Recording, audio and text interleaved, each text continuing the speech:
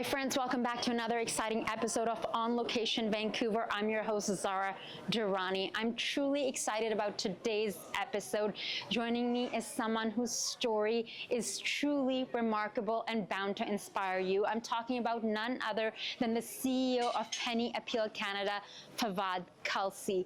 With a background in business, faith leadership, and community work, he's leading an organization that isn't just providing aid, it's breaking cycles of poverty and building sustainable solutions for those who need it the most. From tackling food insecurity and clean water access to destigmatizing addiction and supporting vulnerable communities, Penny Appeal Canada is reshaping what it means to give. But how do we move from short-term relief to real, lasting change? That is the question. In a world where humanitarian crises are growing by the day, how do we ensure that charity isn't just a band-aid, but a force for empowerment? We're going to dig into that and much more with Fawad Kalsi.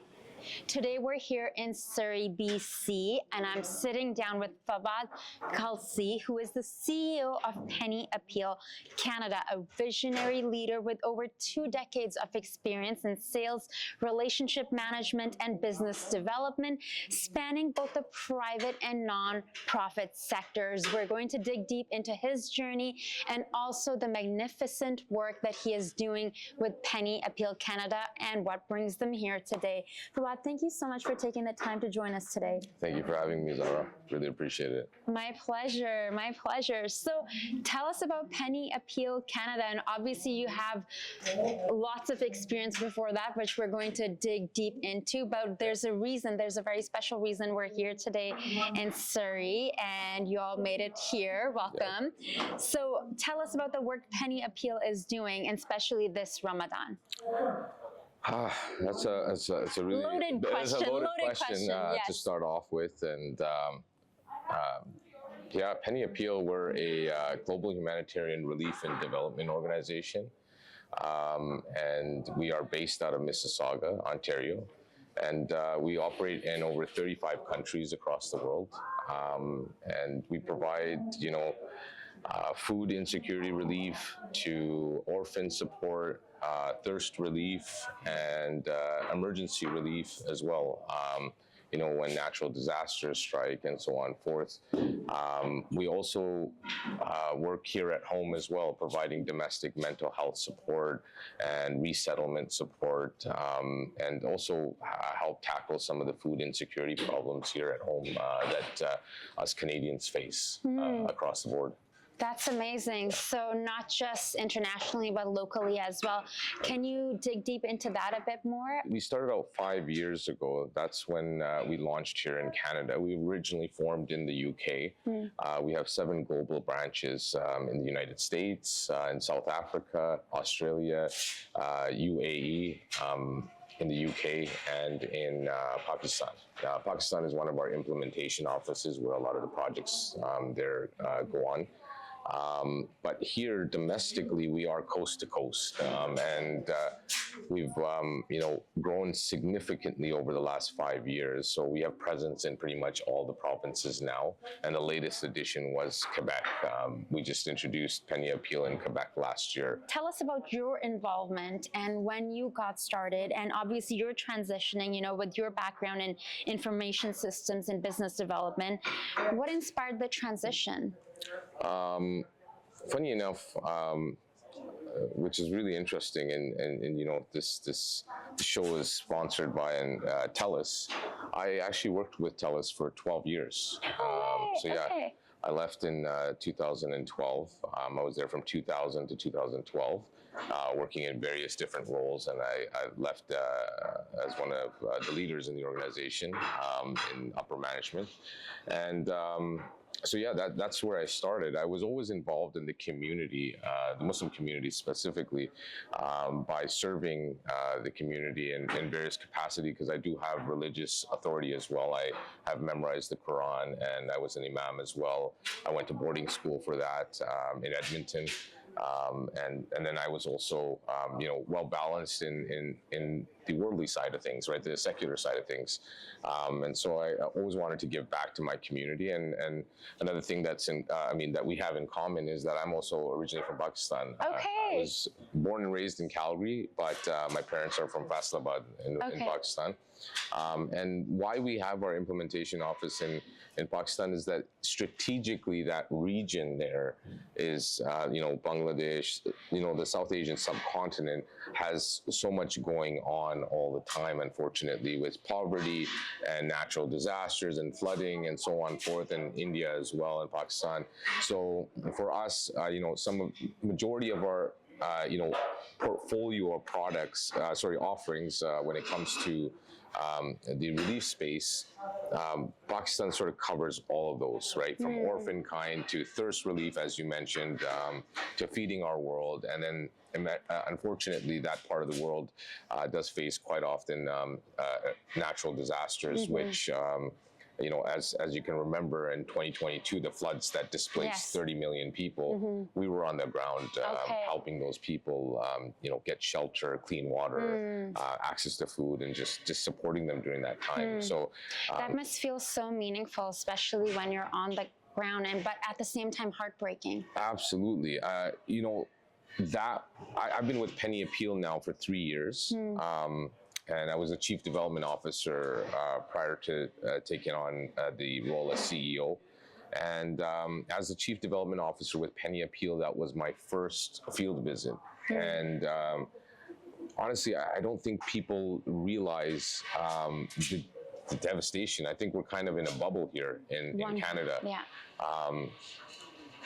We take water for granted. To see that 30 million people had been displaced and their homes, their livelihoods, everything was washed away, and now what used to be land was newly formed lakes. And I actually sat in boats on land that used to be their homes to get across because there was newly formed islands because of the flood. They created makeshift homes out of like tree branches and whatever cloth they could find to hide themselves under. That's where they were using the bathroom. That's where whatever livestock they had were tied up right next to them. That's where their children were sleeping. And I just couldn't process it. I was sitting there going, like, I really, like, when I came back, I was kind of upset at myself, at the lifestyle that we live, and my kids and my family, and we complain if the water, someone takes a shower too long and the water gets cold. We don't even complain about the basic necessities. We're complaining about what people call as first world problems. And so I think that's really what affected me. And it took me at least 2 to 3 months to recover from that trip, because every night when I would sleep, I would just keep on seeing those people every night and just thinking about them. And I think that really hit home for me with this specific role. And that's what drives me is, those people, they have us, and they have the wonderful people that support us. And we're going to do what we can. We're going to maximize the dollar for them and do the best we can. And if I could take all my corporate experience and everything that I've learned over my life and put it to good use, this is the best place to have a good job with good impact. I think I feel very fortunate. That's beautiful. Thank you for sharing that. We're not going to solve all the world's problems and all the world's poverty, but I know for a fact that we are solving at least some families' problems, right? Some individuals are going to sleep with a stomach full. Some individuals have a roof over their head that didn't have it before. There's orphans out there that didn't have any love in their life, and now they've got love in their life, and they've got protection, and they've got, a good trajectory in life. So, I really appreciate, you having us here today as well, and all the supporters. Like, it doesn't matter, even if it's $1, if it's your time, if it's just spreading awareness. it all helps. It all helps at the end of the day. And I feel like, especially in the current atmosphere, we need that good energy and that intention. I'd also love to talk about your work as an imam in Langley, at the Langley Islamic Center, where you work to destigmatize addiction and substance abuse in the Muslim community. I feel like that's something you don't hear about so much. So I'd love to hear about your work there. Obviously, we can tie into someone special that is coming here today, who's very passionate about that. So yeah, I think our viewers may not be aware, but we've got Dr. Gabor Mate coming in tonight. And everyone knows the kind of work that he's done from his advocacy to even on the plant medicine side and so on and forth. But why I got into, you asked about Langley Islamic Center, and, it's such a beautiful time in my life. I used to just go there I had recently moved to Langley, and I'd go there to pray. And one of the, and I never really flaunted my credentials as an imam or a hafiz. I just sat there as another congregant, another musalli, as they would call it. And one Friday, one Jummah, the imam had some car troubles. And he was a volunteer imam that came, whenever he was available. And so they had their own schedule going on. And so I was sitting there, and the administration of the mosque had asked me that, the imam's not going to be here today. Do you know anyone that can lead the Friday prayers? And so I just sat there saying, yeah, I said, I can. They said, you can? I said, yeah. I said, I'm an imam, I'm a hafiz. So I gave that one khutbah or the speech on Jummah on Friday, and that was it. They just fell in love with me, and they wanted me to continue. And for 5 years, then I was there as the imam. One thing that kept me going was the youth, and the youth were extremely attracted to my personality, and they liked the fact that I was real with them, and I would talk about issues that were relevant to today. And you're also not, excuse me to say, 70. Exactly. So there is the relevance of you understand that more, because I feel like sometimes, and especially the topic of addiction, and then bringing that in, that's, I'm sure you must have seen a lot of eyes opened or changes in people's lives, or people willing to come to talk to you that, hey, listen, I'm struggling with this. Because there can also be stigma and shame around just saying that this is what I'm struggling with, and this is how it's affecting my life. So on the addiction front, it's amazing how Allah, God, works in mysterious ways. How everything, when you look back in retrospect, it's all connected. So I was young, and I connected with the youth. And then in 2012, right around the time that I left TELUS, I got hit with something called chronic pancreatitis. And so the doctors couldn't figure out why I was having this. And they did every test in the book. Unfortunately, the only solution was to put me on opioids. And so they put me on opioids, oxycodone or oxyneo. I'd never come in contact with these substances, and the doctor said, take it every 4 to 6 hours. Fast forward, 5 years later, I was an addict myself, and I was taking 55 pills a day, and I went from being an imam to an opioid addict, and that's where I met, some beautiful individuals in the space, and I was treated using plant medicine by an individual who was, sort of Dr. Gabor's student. I just got chills right now. Yeah, and just the fact that I was able to go through that get my life back, I said, I don't care, even if, because I went around looking for help everywhere, and nobody was really able to find the solution for me. And so I was, this plant medicine, Iboga helped me to such a degree that I was like, if I can save even one life, then it's worth it. And so we needed to destigmatize it in our community. We needed to start talking about it. We needed to say that, look, as I came out and went to every mosque in BC, and we went on tour, and then we started taking it across Canada.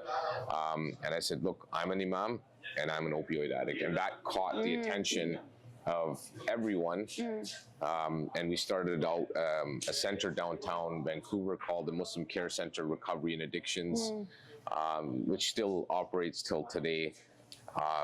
And then we, by the grace of God and the support of the donors and, our partners, we were able to bring in something called Project Falah.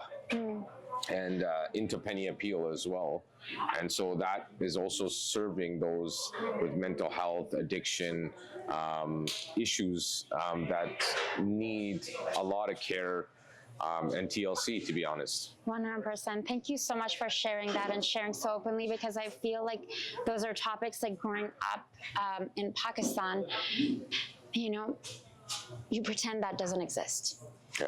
Close your eyes, just say we're going to pray for them. You brush it under the rug. Yes, and it keeps growing and growing and growing.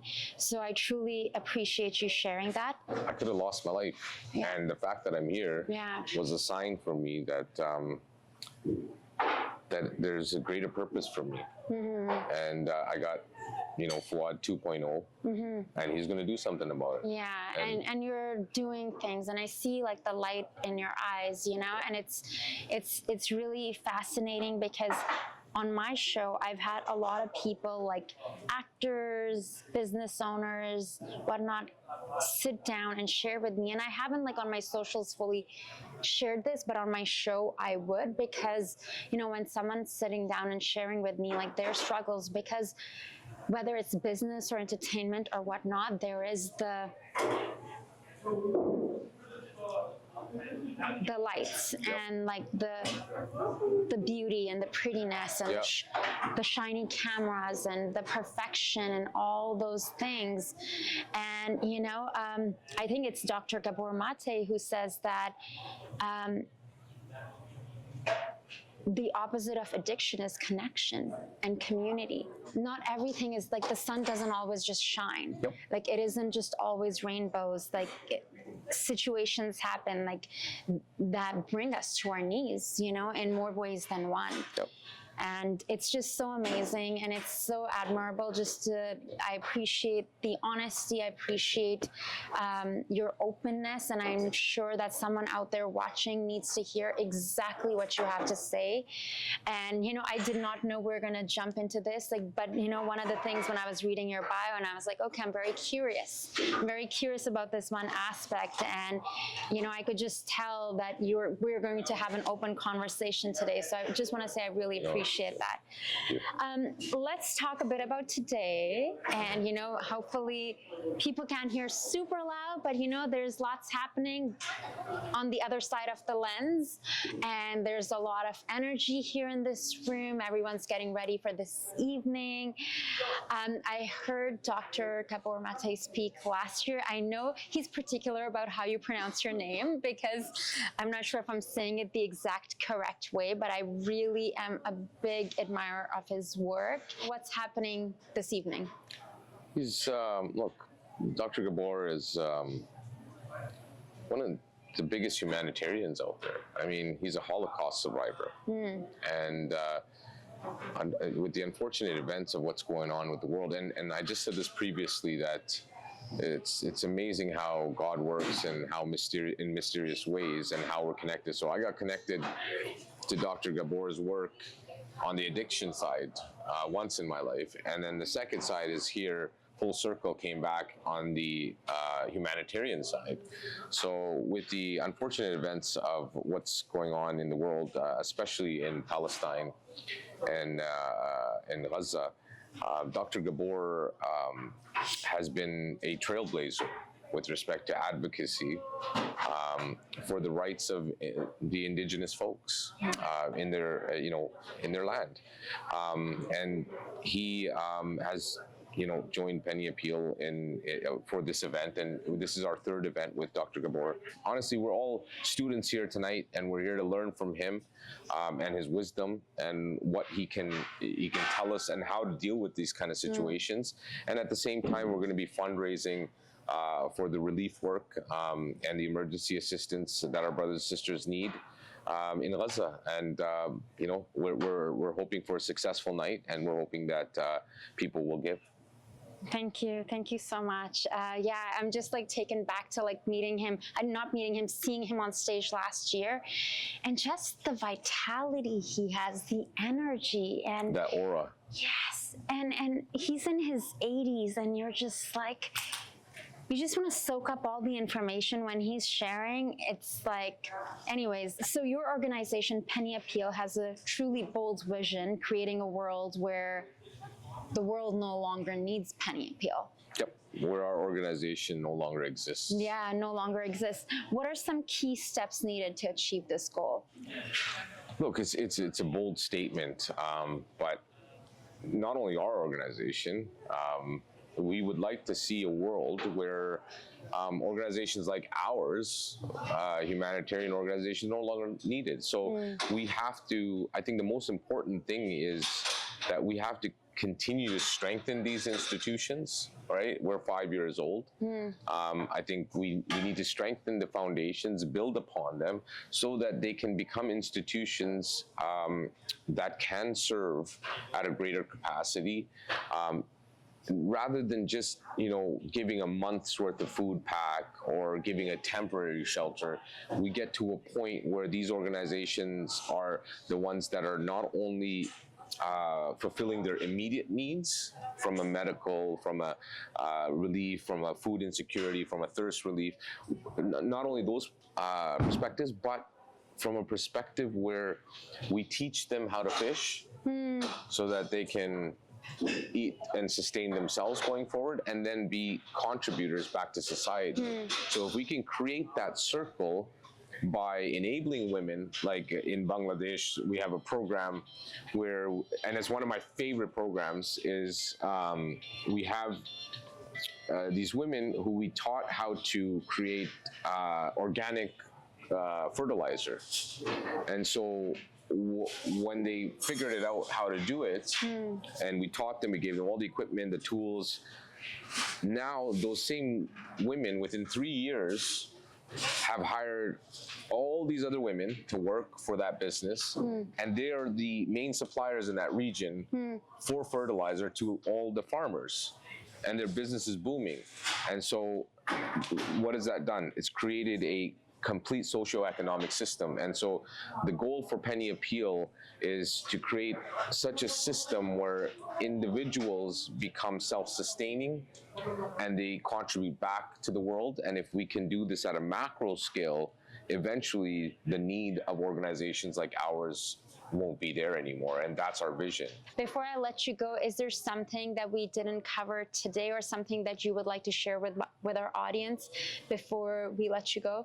Yeah, Zara, there's a lot that we didn't cover. I can talk for hours, but I do want to say one thing. I want to thank, first and foremost, God, for Allah for giving me this opportunity. And I have the honor of sitting here today and talking to Zara, but it's not me. There's a whole team that are full of kind-hearted,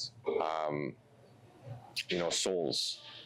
And they have taken the proactive decision to be not in the mainstream, but work in the humanitarian space. My thanks goes to the team. I'm not who I am without my team, and most importantly, without the support of the donors. And at the top of my list is those wonderful volunteers who come out every single time we make a call. They're out there and they're supporting. Those people are way better than I could ever be. And so I'd like to thank all of them, and thank TELUS for this opportunity. Thank you for having me here. And there's a lot of goodness in the world. We just need to sort of uncover it and break those barriers and get involved, and just share the love. Great. Thank you so much. I really appreciate it. Thank you all for tuning in. What an insightful and inspiring conversation with Fawad Kalsi today. Penny Appeal Canada isn't just about addressing problems, they're rethinking solutions. And as Fawad Kalsi shared, true change happens when we shift from charity as a moment of generosity to charity as a movement of sustainability. The challenges are big, but so is the power of collective action. Whether it's clean water, education, or breaking cycles of poverty, the real question isn't how can we help? It's how can we create a world where help is no longer needed. Until next time, I'm your host, Zara Durrani. Thank you so much for watching On Location Vancouver. I'll see you soon.